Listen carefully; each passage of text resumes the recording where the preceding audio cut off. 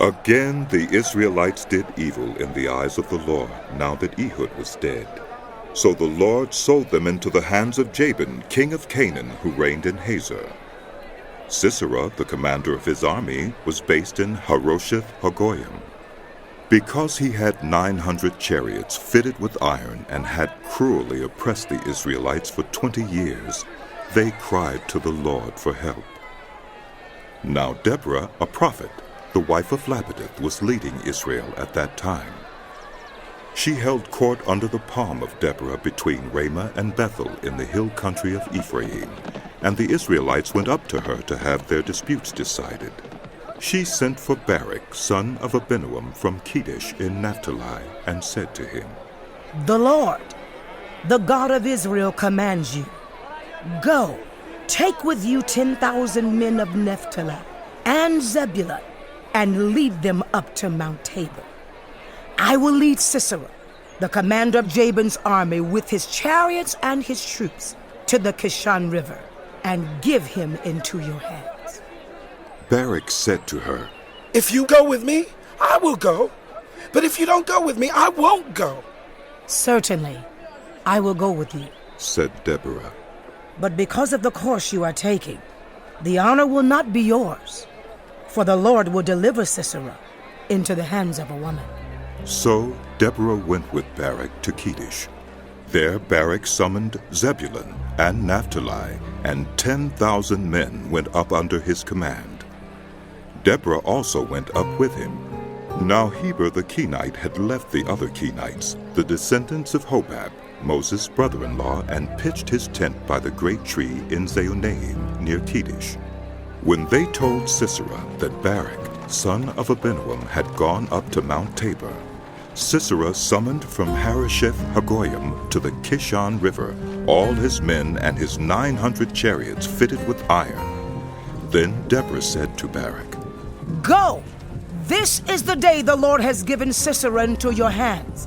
Has not the Lord gone ahead of you?" So Barak went down Mount Tabor with 10,000 men following him.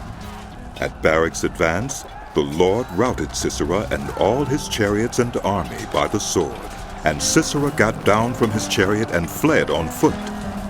Barak pursued the chariots and army as far as Harosheth-Hagoyim, and all Sisera's troops fell by the sword. Not a man was left. Sisera meanwhile fled on foot to the tent of Jael, the wife of Heber the Kenite, because there was an alliance between Jabin, king of Hazor, and the family of Heber the Kenite. Jael went out to meet Sisera and said to him, "Come, my lord, come right in. Don't be afraid." So he entered her tent, and she covered him with a blanket. "I'm thirsty," he said. "Please, give me some water." She opened a skin of milk, gave him a drink, and covered him up. "Stand in the doorway of the tent," he told her. "If anyone comes by and asks you, 'Is there a man in here?' say no." But Jael, Heber's wife, picked up a tent peg and a hammer and went quietly to him while he lay fast asleep, exhausted. She drove the peg through his temple into the ground, and he died. Just then Barak came by in pursuit of Sisera, and Jael went out to meet him. "Come," she said. "I will show you the man you're looking for." So he went in with her, and there lay Sisera with the tent peg through his temple, dead. On that day God subdued Jabin, king of Canaan, before the Israelites. And the hand of the Israelites pressed harder and harder against Jabin, king of Canaan, until they destroyed him. On that day Deborah and Barak, son of Abinoam, sang this song. When the princes in Israel take the lead, when the people willingly offer themselves, Praise the Lord. hear this, you kings. Listen, you rulers. Even I, will sing to the Lord. I will praise the Lord, the God of Israel, in song. When you, Lord, went out from Seir, when you marched from the land of Edom, the earth shook, the heavens poured, the clouds poured down water. The mountains quake before the Lord, the one of Sinai, before the Lord, the God of Israel.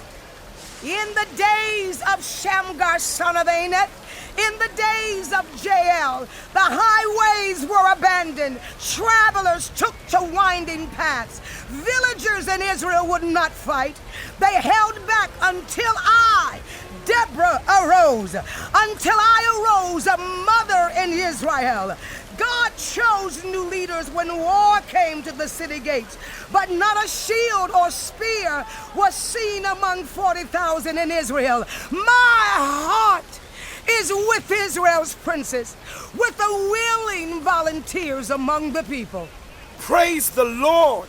You who ride on white donkeys, sitting on your saddle blankets, and you who walk along the road, consider the voice of the singers at the watering places. They recite the victories of the Lord, the victories of his villages in Israel. Then the people of the Lord went down to the city gates. Wake up! Wake up! Deborah, wake up! Wake up! Break out in song! Arise, Barak! Take captive your captives. Son of Abinoam, the remnant of the nobles came down. The people of the Lord came down to me against the mighty. Some came from Ephraim, whose roots were in Amalek.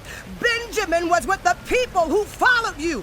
From Machir, captains came down. From Zebulun, those who bear commander's staff. The princes of Issachar were with Deborah. Yes, Issachar was with Barak, sent under his command into the valley. In the districts of Reuben, there was much searching of heart. Why did you stay among the sheep pens to hear the whistling for the flocks? In the districts of Reuben, there was much searching of heart. Gilead stayed beyond the Jordan. And Dan, why did he linger by the ships? Asher remained on the coast and stayed in his coves. The people of Zebulun risked their very lives. So did Naphtali on the terrace fields. Kings came, they fought. The kings of Canaan fought. At Tanakh by the waters of Megiddo, they took no plunder of silver. From the heavens the stars fought. From their courses they fought against Sisera. The river Kishon swept them away. The age-old river, the river Kishon. March on, my soul, be strong. Then thundered the horses' hooves galloping. Galloping go his mighty steeds. Curse me, Roz, said the angel of the Lord. Curse its people bitterly, because they did not come to help the Lord against the mighty. Most blessed of women be Jael, the wife of Heber the Canaanite. Most blessed of 10 dwelling women. He asked for water, and she gave him milk. In a bowl fit for nobles, she brought him curdled milk. Her hand reached for the tent peg, her right hand for the laborer's hammer. She struck Sisera. She crushed his head. She shattered and pierced his temple. At her feet he sank. He fell. There he lay. At her feet he sank. He fell. Where he sank, there he fell, dead. Through the window peered Sisera's mother. Behind the lattice she cried out, "Why is his chariot so long in coming? Why is the clatter of his chariots delayed?" The wisest of her ladies answered her, "Indeed," she keeps saying to herself, "are they not finding and dividing the spoils? A woman or two for each man, colorful garments as plunder for Sisera? Colorful garments embroidered, highly embroidered garments for my neck. All this as plunder? So may all your enemies perish, Lord. But may all who love you be like the sun when it rises in its strength." Then the land had peace 40 years.